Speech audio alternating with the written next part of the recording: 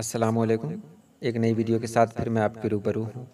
آج ہمیں کلاس 10 کی درسی کتاب روشنی میں شامل ایک نظم پڑھنی ہے جس کے لکھنے والے ہیں کے سچیدانند، اور اس کا ملیالم سے اردو میں ترجمہ کیا ہے اسلم مرزا نے۔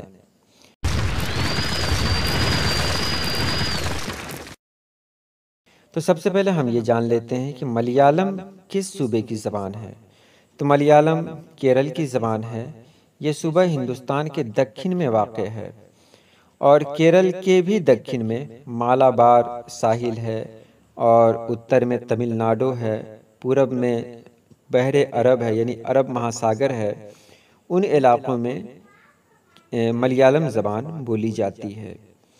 کے سچیدانند نے بہت بہترین نظم لکھی ہے، وہ ملاقات۔ چلیے اس کا خلاصہ جان لیں۔ وہ ملاقات کے سچیدانند کی تخلیق ہے۔ اس کے لکھنے والے ہیں کے سچیدانند، جبکہ اس کا ترجمہ کیا ہے اسلم مرزا نے۔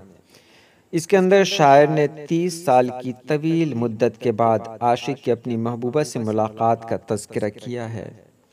شروعاتی اشعار میں وہ کہنا چاہتے ہیں کہ جب کوئی شخص 30 سال کا لمبا عرصہ گزرنے کے بعد اپنی محبوبہ سے ملتا ہے تو اسے پہچان لیتا ہے، بالکل ویسے ہی جیسے وہ اپنے پرانے گھر کو پہچان لیتا ہے۔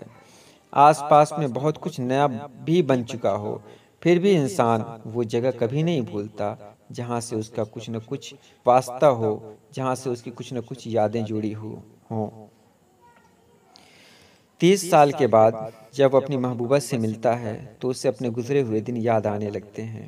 اسے یاد آنے لگتا ہے وہ دور جب اس کی پہلی ملاقات ہوئی تھی۔ مندر کے اندر سے آتی ہوئی گھنٹیوں کی آواز آج بھی وہ محسوس کرتا ہے۔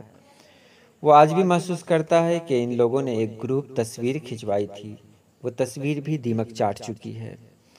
ان کے پاس کوئی ایسی نشانی نہیں ہے جس کو دیکھ کر پرانے دور کو یاد کیا جا سکے، سوائے کچھ خیالوں کے، کچھ خوبصورت یادوں کے۔ جب یہ دونوں روبرو ہوتے ہیں صرف ایک دوسرے کو دیکھتے رہتے ہیں۔ زبان ہے مگر بالکل خاموش ہے، نظر ہے تو جھکی ہوئی ہے۔ آخر میں وہ انسان اپنی محبوبہ سے پوچھ ہی لیتا ہے، کیا تم خوش ہو؟ اس کے جواب میں ایک لفظ ابھر کے سامنے آتا ہے، نہیں۔ یہ نہیں سن کر وہ انسان اندر تک کانپ جاتا ہے۔ تو کیا 30 سال کا عرصہ تم نے اداسی میں گزار دیا؟ تو کیا 30 سال کا عرصہ تم نے دکھ میں گزارا؟ وہ انسان بھی رونے لگتا ہے۔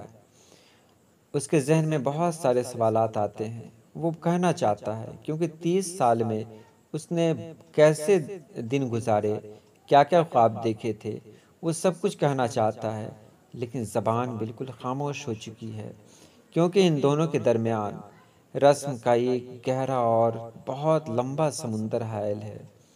وہ سمندر جسے پار کرنا دونوں کے بس کی بات نہیں ہے۔ وہ اگر چاہیں بھی تو اب ایک نہیں ہو سکتے ہیں، کیونکہ وقت بہت آگے نکل چکا ہے۔ تو یہ تھا خلاصہ اس نظم کا۔ اب اس میں جان لیں کہ اس کا مرکزی خیال کیا ہے۔ تو مرکزی خیال یہ ہے کہ ایک انسان جب اپنی محبوبہ سے لمبے عرصے کے بعد بھی ملاقات کرتا ہے تو اسے آسانی سے پہچان لیتا ہے۔ پرانی یادیں تازہ ہو جاتی ہیں، لیکن 30 سال کی لمبی جدائی سے نڈھال جب وہ انسان اپنی محبوبہ سے بات کرنے کی کوشش کرتا ہے تو کچھ بول نہیں پاتا ہے، وہ کچھ پوچھ نہیں پاتا ہے۔ وہ جاننے کی کوشش کرتا ہے کہ اس کی محبوبہ کو کن حالات سے گزرنا پڑا ہوگا، مگر اتنے لمبے عرصے کا گزرنا اور اس دوران محبوبہ سے کسی طرح کا رابطہ نہ ہونا انہیں تابوت میں پڑی 2 لاشوں کے مانند بنا دیتی ہے، جو ایک دوسرے سے بات کرنے سے قاصر ہوتی ہیں، اور ان کے درمیان یہ طویل مدت گویا سمندر بن کر حائل ہو جاتی ہے، اور دوبارہ ان کے لیے پہلے جیسے مل کر رہنا ناممکن ہو جاتا ہے۔